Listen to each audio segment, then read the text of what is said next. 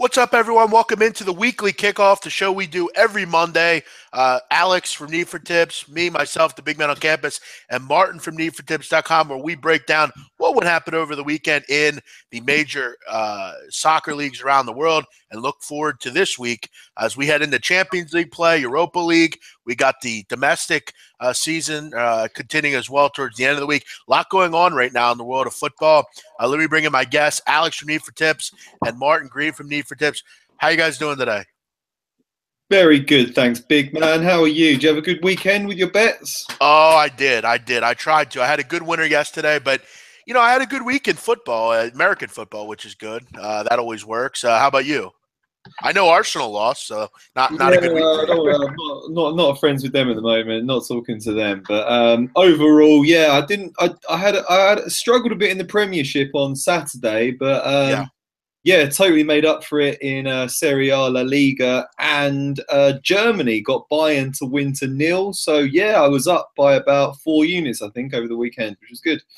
Very good. Yeah, we'll get into all the happenings around all the Premier Leagues and everything. Before we do that, Alex from needfortips.com, how are you today, buddy? I'm great. Waiting for another week of Champions League and Europa League because we are talking in 45 minutes Champions League, and after that in another 45 minutes again Champions League show. Tomorrow, Big Man and me will have Europa League show. The two of us to break down the most interesting Europa League matches. A great week, of course, overall for our best bets show and also Premier League punters. But also a lot of surprises. You will say that to us immediately for sure. Yeah, surely. Before we get into it, there's a game that's just getting going here.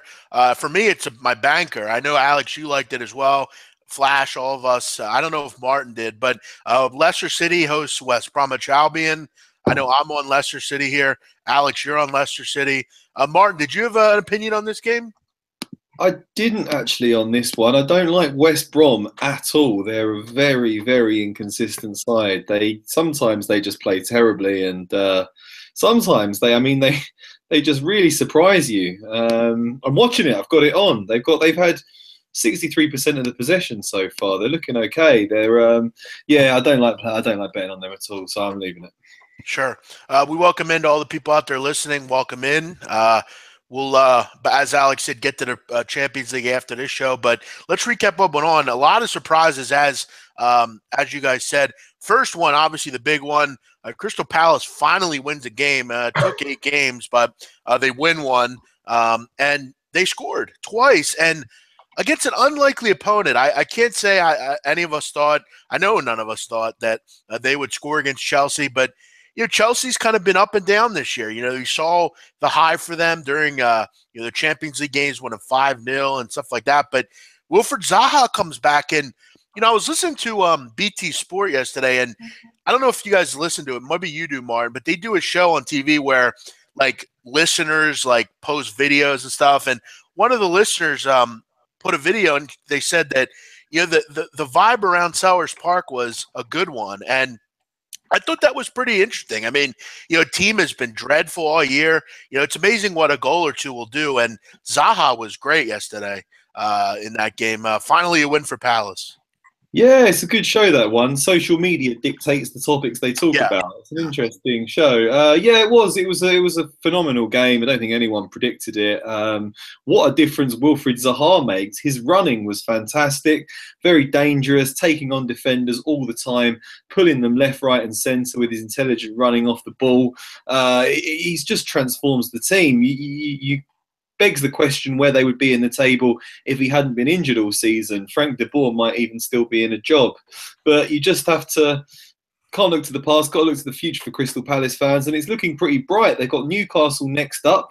I think they'll fancy their chances in that one. And yeah, I mean, this is the sort of result that could really galvanise the season. So we'll be following Palace closely in the coming weeks. I think, and Alex, I'll mention this to you. I think, we talked about it on the Premier League punters. I almost thought that Crystal Palace will kind of reset, get their season started next week at Newcastle, like Martin said, but they get it one game earlier. And I'm going to go on a limb here. I know we've really battered Crystal Palace, but I do think they have some decent players. I mean, Townsend and Benteke when he comes back, and Zaha. I really want to believe that they can get out of the doldrums here. They're, in the relegation zone, obviously, but Stoke is only have 8 points, and there's a long season to go here. What are your thoughts? Can Crystal get out of that relegation zone at some point?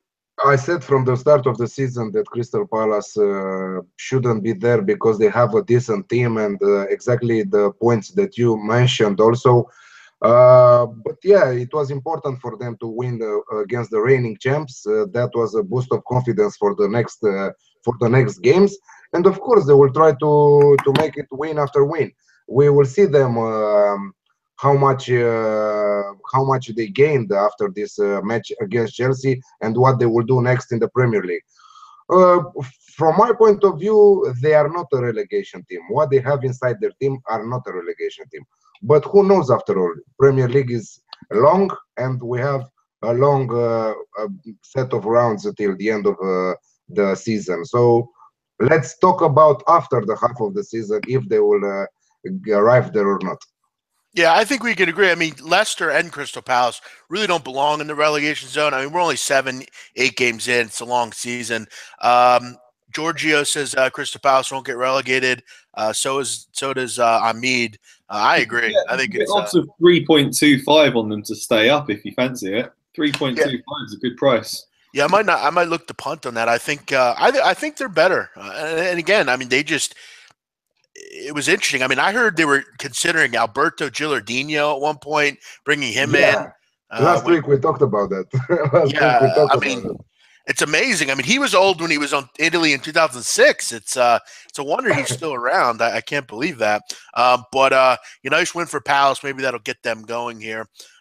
United. Look, I thought this would be a prove-it game. I took them draw no bet, ended up pushing, but this is Jose Mourinho seemed to be his issue. I mean, in the Premier League, he always seems to struggle in these big games. I mean, Liverpool was a team that we know has struggles to defend. Really just a boring, drabby game. Not one of the better ones between these two teams. But again, United, they don't give goals up. Best defensive side goals allowed-wise in the Premier League. But I don't know about this one. This is a prove-it game, Alex. What happened here? Why weren't they able to score? You cannot park the bus in front of Liverpool. Come on. This is what Jose Mourinho did. And this is what he keeps on doing against the big names, He destroys small teams 3-4-0, and against big names like Liverpool, he parks the bus and he's defending 90% of the time. So what do you expect? What to expect from Manchester United? I went with draw no bet, but I went also with the over 2.5 goals. Outrageous. I didn't like it at all. Yeah, not one of the better ones of the weekend. You mentioned it, Martin. I'm sure you'll mention it. I mean, he just, he always needs to play for draws in games like this. And that's the difference between him and like City. City doesn't play for draws. They go to just pound you every week. And that's the difference between a really good side and an okay side. What are your thoughts on United's thought pattern in this game? Yeah, I agree with you. I mean, you only have to look at the Man City versus Liverpool game to see the difference. City beat them 5-0 and played with a lot of ambition, and United didn't play with any ambition and ended up drawing 0-0 and had David De Gea to thank for that. They should have lost that game. That's why, I think that Man United are very well set up for knockout competitions. I think I can see them winning a cup this season. I think they could go a decent distance in the Champions League as well. But I think over the course of a season, City's wealth of attacking riches should see them wrap up this title pretty comfortably. Chelsea are in bad form. Can't even talk about Arsenal anymore. They're nowhere. Liverpool are horrendously inconsistent. I think it's only Tottenham have got an outside chance, but they need to buck up their home form. Probably not going to get anywhere close. And Man United, like we said, don't play with enough ambition. So seems like Man City at this rate could win the title by a long, long way. Although one caveat is that they did win their first 10 games of last season and ended up falling away and finishing third. So pinch of salt with it, but they look a different animal this time around. They've scored more goals than any team at this stage since the 19th century, when it's like ridiculous. Yeah, it's amazing. I mean, and we're going to get to them here. I've got a lot to say on them. And again, guys, I'm an American. Leave that at what it is. But I got to point that I want to make on Manchester City, and you might think I'm crazy, but I'm talking about right now. Right now, I think they're the best team in the world. Right now, they're the best team in the world. They can beat anyone right now. At the Champions League, I think we're going to see this team is nasty. Yeah, if you think about Real Madrid's problems, injury problems lately, and their inconsistency, if you think about Barcelona, that's the thing. how bad they are, Bayern Munich that just sacked their manager and put it a new one in charge, they might be the best team because they invested also the most money and brought the best players. No, I think they're the best team in the world. De Bruyne is the best midfielder in the world also. And you look at what they did defensively, and that's why you got to respect a team like City. I mean, they see what they need, and they go out and get it. They need defenders. They go out and get Kyle Walker. They go out and get Benjamin Mendy. That's where you have to respect what they do. I mean, Guardiola just goes for the throat. I mean, you look at what like what Martin said. United's a team that would just play back and try to defend against Liverpool. He just goes for the throat. I mean, we're going to win 5-0. 29 goals in their last 8 matches. In the first 8 matches to start the season. Yeah, I mean, incredible. Make an argument that they're not the best team in the world. I mean, look, on paper, go ahead. They're fifth favourites for the Champions League, and that sort of tells you everything. They've gone in. I mean, I think they've gone in from 16-1 to 8-1 in the last few weeks, just because of the way they've been playing. I mean, they're 5th favourites behind Bayern Munich, which is, I mean, I think they're a better team than Bayern Munich now. The big 3, really, Real Madrid, Paris Saint-Germain, and Barcelona, is whether they can break into that trio. I think they're very, very similar to PSG. They've spent a lot of money and they're looking sensational going forwards. My question mark with Man City, I know they went and spent big this summer on fullbacks, but they haven't really strengthened at centre-back yet. And whereas a team like PSG has Thiago Silva and Marquinhos, or you've got, Real Madrid still do have a very strong defence. So I think if they're going to win the Champions League, they're going to have a lot of games like they did against Monaco last season, which are like 4-3 and 5-4. And remember, I mean, Martin, we have to also point out, I see Saeed's making that point. Remember, they're a much better defensive side than they were last year. All I'm saying is, right now, look, on paper, are Barcelona, Real Madrid, and PSG, maybe even Bayern Munich, are they on paper? Do they have better players?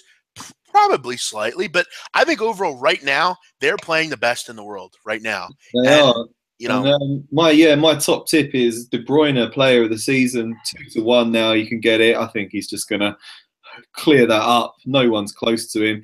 Harry Kane's banging in a lot of goals and looking good, and so is Romelu Lukaku. They're going to get a lot of chance. Romelu Lukaku is scoring goals. Everybody says against small teams. He had the least touches in the game against Liverpool from all 22 players on the pitch, including the goalkeepers. What about that? Not good. And they're forwards. They don't really get involved in the game as much, whereas De Bruyne is dropping deep and he's really influencing games. So you see a lot of him on the ball, has a lot of chances to shine. I think he's going to win that one pretty easily. It's a masterstroke from Pep Guardiola, turning him from a very effective winger into just a ridiculously effective deep-lying playmaker with his razor-sharp passing. He's just dictating the pace and the tone of Man City's games, and it's a joy to behold, really. Yeah, they're rolling. We'll look forward to them I think they run away with the Premier League like Chelsea did last year. I think it's going to be the same thing.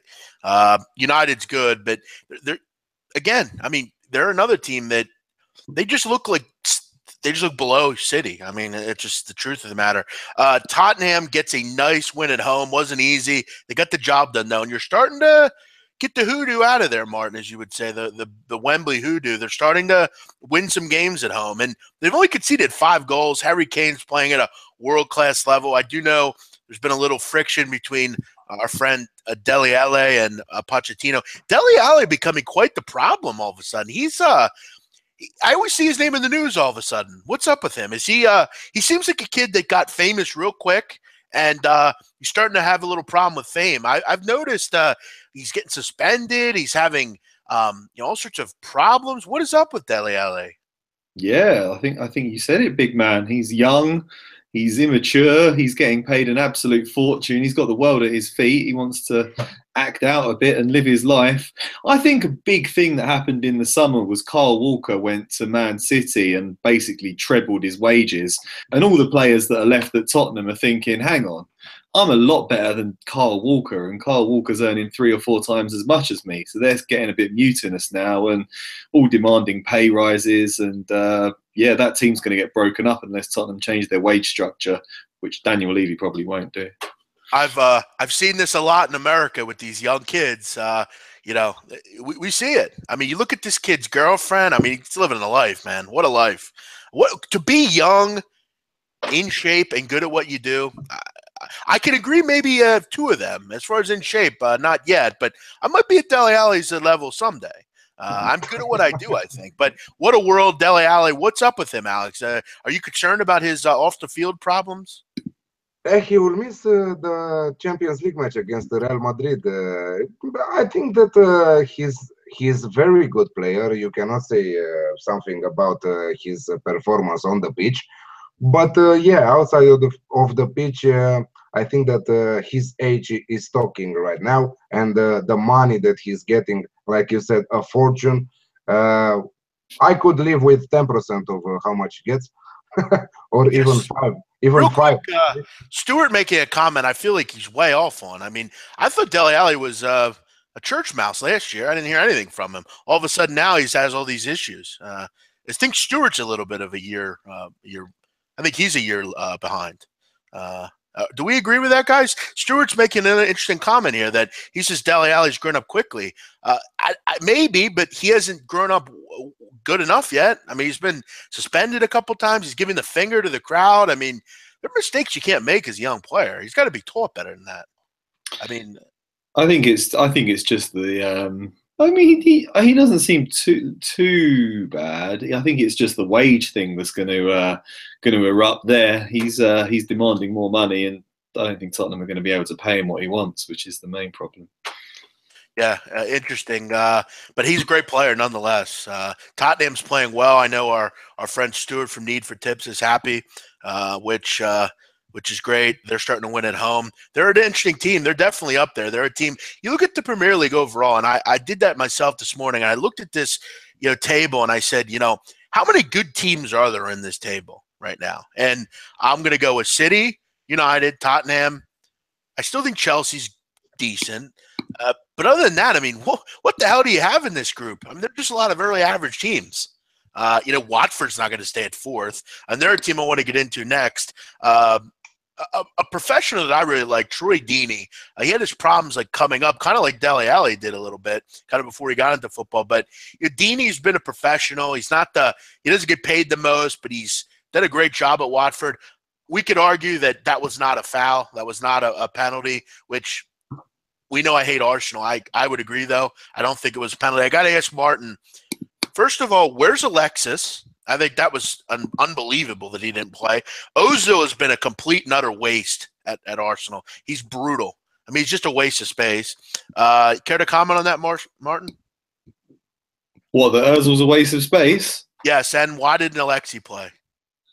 Oh, well, Alexis Sanchez didn't play because he'd been playing for Chile. Come on, stop. Every other – That's the way Wenger does it. Wenger never plays players that have been – I mean, I would have thrown him in there. I think he's a model professional. He could have done it. In terms of Ozil being a waste of space, I mean, he's won the World Cup and he gets voted German Player of the Year every year. So I think he's a very good player. He's just not right at the moment for Arsenal. I think that Ozil doesn't like to play anymore for Arsenal. I think that he wants to leave, and this is his answer on the pitch. I mean, Iwobi played. I mean, he was in Nigeria. He played. I mean, you saw these Peruvians and Brazilians play. Do you agree, Martin, that Arsenal has no balls? That's what Troy Deeney said on the BT Sports Show. Do you agree with that? Yeah, very much so. Yeah, I think that's a very good assessment of Arsenal. They haven't really had any balls since Patrick Vieira left more than a decade ago. Arsene Wenger just always signs the wrong type of player. They've got plenty of flair players that can pass the ball well, and when things are going right for them, they win. But yeah, as soon as something goes against them, their heads go down, and it all goes wrong. I mean, he keeps signing players that come with a bit of a hard man reputation. Granit Xhaka, when they bought him, said Wenger's got one more fighter. Sead Kolasinac just looked hard. He's strong. He's big. These are players that should be, they should be up for a fight. But I think there's something about Wenger's sort of quiet man. I think that style that doesn't really. These players should play for West Ham, for Stoke City, for Swansea. I don't think that they are Arsenal players.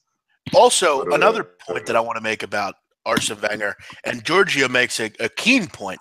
Why does he take Lacazette off every game in the 65th minute? Why does he keep doing that? I mean, does he not understand that most of these really high-level players score goals late in games? What is his issue with that? Why does he do that every week? No idea. I mean, that's the problem. He just does stuff that makes no sense. He's a complete and utter moron. He needs to be – I mean, I'm not going to get into that. We all know where I stand with that. So Arsenal loses again, which is listen, I mean, the break hurt them, I thought. They had been playing really well. Sometimes the break hurts you. It either helps you or hurts you. For a team like Palace, it helped.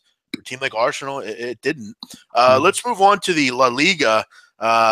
Real Madrid edges Getafe. Tough but nice win for them. They're edging teams a lot lately. They're not blowing teams out like normal. Barcelona draws with Atletico, which no shame in that. And that's about it for La Liga because that's always about it for La Liga. Any comments on La Liga? Yeah, I think Atletico did well to get a draw with Barcelona, sort of stop that juggernaut a bit. Always a very difficult team to play against. It's let Real Madrid catch up by a couple of points. I think Real Madrid have still got a big part to play in the title race there this season. I don't think it's all over and done with yet. I think they're going to improve. One other thing back to Arsenal real quick. Is there like some sort of like block on Jack Wilshere playing at any level? I mean, no one they won't put him in on the national team. Arsenal won't play him. What's with this? Why won't Jack Wilshere get minutes on the field? What's the problem there? Who's Jack Wilshere? Yeah, basically that's what they're saying. I mean, they don't play him anywhere. He just sits on the bench. It's amazing. Alex, any comments? I know there's a game going on in Las Palmas, Celta Vigo. Over-under was 2.5. I know they're looking for one more goal there to hit the over. That looked like a good overplay. Both teams give up a ton of goals. Alex, you love the La Liga. Any comments on this? Yeah, I gave it earlier on our sister site, Bookmakers News. So I gave it on Twitter, over 2.5 goals. We need one more for a win. Yeah, that one looks good so far. The goals continue in Serie A. How about this? I mean, you look at the amount of goals being scored. I mean, another Sunday where we see 4 games with 4 or more goals. And you look at the strikers in the Serie A. I mean, just having an amazing season, whether it's Dele or Immobile or look at Icardi yesterday. It was Icardi against AC Milan, just shredded them. Amazing talents. This Inter Milan team looks pretty good. Candreva and Icardi.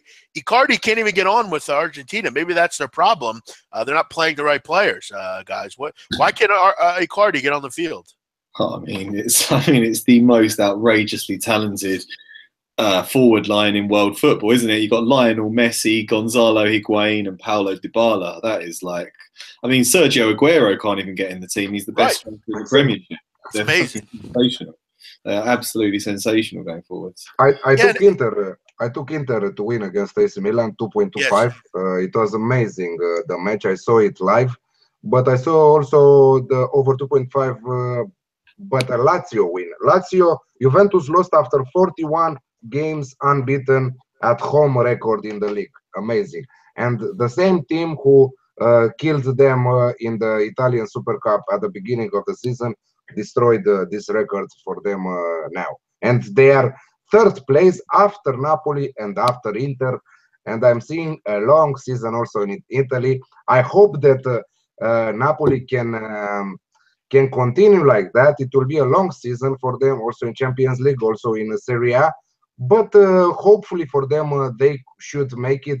They have an amazing, talented team with great strikers that are making the difference in any match. Yeah, Icardi said that they're going to try to get 100 goals this year. Inter Milan, they're on their way so far. By the way, a thrilling match today in Serie A, Verona and Benevento. This is mafia rigged all over it. Benevento, possibly the worst team I've ever seen at the high level of football in the 5 major leagues. I mean, guys, we've talked about this. Benevento is, what a dreadful game this is. If you're betting this one, I hope you bet the draw. That's probably the best way to take it. But what do you guys think is the, Serie A has always been that really defensive league. They park the bus and just play. But you look at these score lines, and they're coming from like Crotone and Torino and Bologna. What has happened with Serie A? I don't know, but it's fantastic. I'm loving whatever they've put in the water over in Italy. Like you say, they always were very slow-paced games. They really prided themselves on defending. I guess. And in that time, everybody switched off of Italian football. Everybody got bored and they fell behind and they weren't challenging in the Champions League. Maybe they've decided that they need to start entertaining more and playing more attractive football if they're going to have a healthy future. And I think you said it, they've got so many of the best forwards in the world now have suddenly converged on Italy. The top goal scorer race looks really interesting over there. I got to ask you guys, and maybe it's a stupid question, but hey, so far it's been quite the season. If you had to build your team tomorrow with one of these two players, who would you take, Dybala or Icardi? I'd take Dybala, I think, because I think he offers more. He just offers a little bit more on the ball. He can kind of dribble and take players on. I'd love to play them both up front together. Leicester started to take over possession, 64-36. They've owned the ball really since the first 3 or 4 minutes here. So we'll look to get a goal there. But guys, what else caught your eye over the weekend? Premier League continues to be kind of tough, but what else caught your eye as we head into Bayern Munich? Bayern Munich. Normal. Yeah, I have 1.83 on Bayern Munich to win to 0, and that was the perfect start to life for new old manager. That was a good win. Yeah, Freiburg's awful though. As they played Freiburg, right? Yes. Yeah. Now they head into the Champions League to face Celtic, which I would think they would get a comfortable win there as well. But yeah, nice start for the new manager there. You got to get the hoodoo, as you would say, out of there and get a win. And whether it's against Freiburg or whoever, it's a nice job. They're back to pounding teams again, hopefully. Other than that, guys, that's about it. A lot of interesting things we'll hope to continue to see. Before we go, PSG struggled against Dijon, which was interesting. Di Maria didn't play, but I was wondering. I thought we'd see a bit bigger of a scoreline there. PSG struggled. Struggled with Montpellier, struggled with Dijon. The Mustards played well this weekend.